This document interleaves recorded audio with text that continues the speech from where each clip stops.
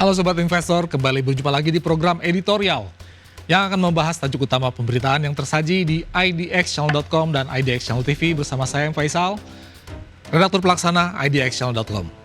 Ya Sobat Investor, bagaimana kabar Anda pada hari ini? Bagaimana pula kabar portofolio koleksi Anda di saat indeks harga saham gabungan atau IHSG tengah melaju kencang ke zona hijau, seiring dengan maraknya katalis positif yang tersedia di bursa saham domestik.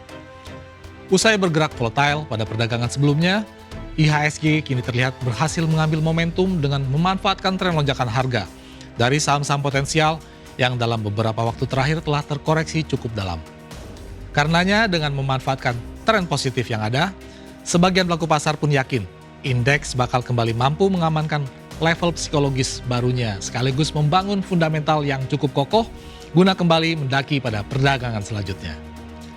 Lalu dengan kondisi pasar yang cukup kondusif ini, strategi dan pendekatan apa saja yang kiranya telah Anda siapkan demi dapat memaksimalkan peluang cuan yang telah tersedia di pasar, sehingga dapat diraih dengan seoptimal mungkin.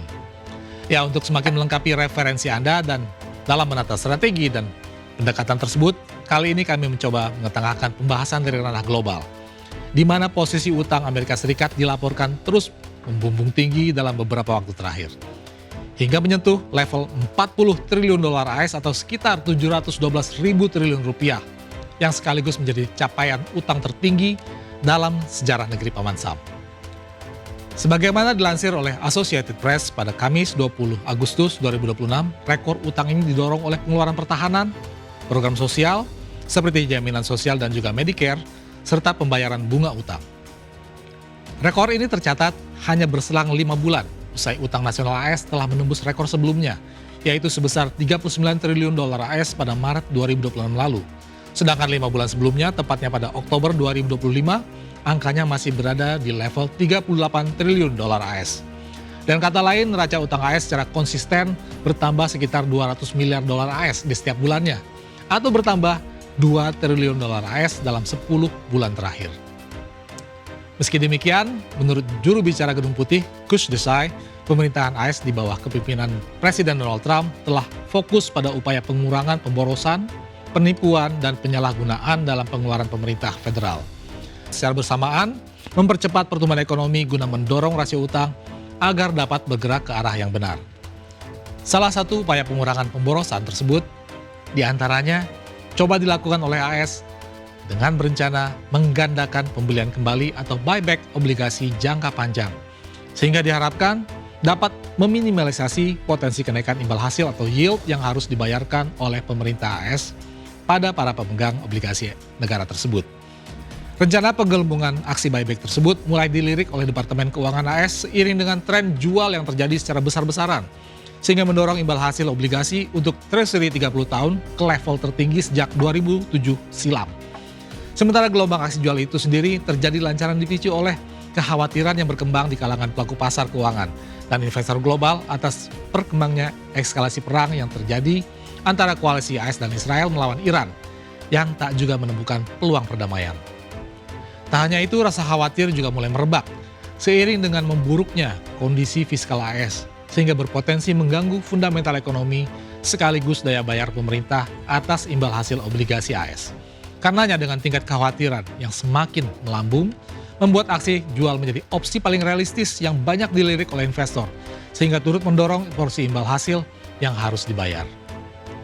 Dampak lanjutan atau efek domino dari kondisi tersebut selanjutnya adalah terkereknya biaya pinjaman, yang otomatis juga menekan perekonomian, baik ekonomi mikro di level rumah tangga, hingga kondisi makro di level perusahaan, pasar keuangan, sampai dengan anggaran pemerintah federal. Atas hasil analisis tersebut, maka Departemen Keuangan mencoba mengambil langkah antisipasi dengan menggandakan ukuran buyback untuk jenis surat utang berjangka 10 hingga 30 tahun menjadi setidaknya 4 miliar dolar AS per operasi. Rencananya strategi ini bakal mulai dijalankan secara efektif sejak 9 September hingga 4 November 2026 mendatang.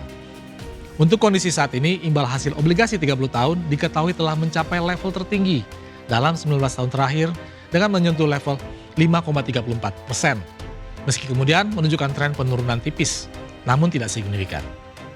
Salah satu tekanan jual yang menghimpit posisi obligasi AS diantaranya datang dari Jepang, yang notabene merupakan salah satu negara pemegang obligasi AS terbesar sejauh ini.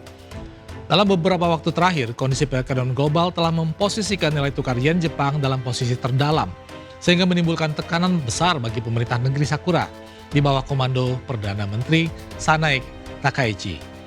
Dengan posisi nilai tukar yen yang terpangkas sedemikian dalam, maka pemerintahan Takaichi mau tak mau membutuhkan pasokan dana tunai dalam jumlah besar agar dapat melakukan intervensi secara langsung ke pasar uang. Karenanya, dalam kondisi dilematis, tidak ada pilihan bagi pemerintah Jepang selain melepas cadangan surat utang AS yang mereka miliki. Dengan nilai hingga mencapai miliaran dolar AS demi dapat membeli kembali yen dari pasar uang global dengan harapan dapat mengerek nilai tukar ke zona hijau atau setidaknya mengerem tren pelemahan agar tidak jatuh ke arah yang lebih dalam lagi. Lalu dengan konstelasi pasar uang global yang demikian kompleks tersebut, apa dampaknya bagi Indonesia? Dan jawabannya adalah terus masifnya aksi jual terhadap obligasi AS, maka secara natural dalam mekanisme pasar, nilai obligasi tersebut bakal jatuh yang mau tidak mau harus diimbangi dengan kenaikan porsi imbal hasil agar obligasi tersebut masih tetap dilirik oleh pasar. Terlebih dengan kondisi perekonomian global yang masih cenderung volatile seperti saat ini, maka pemerintah AS perlu mempertebal porsi imbal hasil tersebut sebagai konsekuensi logis bagi pelaku pasar agar pamor obligasi AS tidak semakin terpuruk di pasar. Selanjutnya, dampak lanjutan dari kondisi tersebut, maka dengan porsi imbal hasil yang semakin menebal, tentu bakal menarik aliran dana asing untuk berbondong-bondong ditempatkan pada dolar AS, yang tentu menjadi kabar buruk bagi mata uang negara-negara lain, termasuk juga bagi rupiah Indonesia. Ya, dengan imbal hasil obligasi yang melonjak, pada akhirnya bakal mendongkrak nilai tukar dolar dan dengan sendirinya membebani posisi rupiah yang hampir pasti bakal semakin melemah. Jadi, jika saat ini saja sejumlah pihak di level domestik telah banyak mengeluhkan posisi rupiah sedang melemah, maka apa jadinya jika tekanan pelemahan nantinya semakin menguat seiring dengan terus membengkaknya posisi utang AS? Bakal menuju kemanakah nilai tukar rupiah ke depan? Dan sejauh mana perekonomian nasional dan dunia usaha dapat bertahan dari kondisi tersebut? Demikian program di editorial edisi kali ini, saya Faisal pamit undur diri. Pantau terus berita ekonomi, bisnis, dan pasar modal hanya di IDX Channel TV, idxchannel.com, dan media sosial IDX Channel. Sampai jumpa.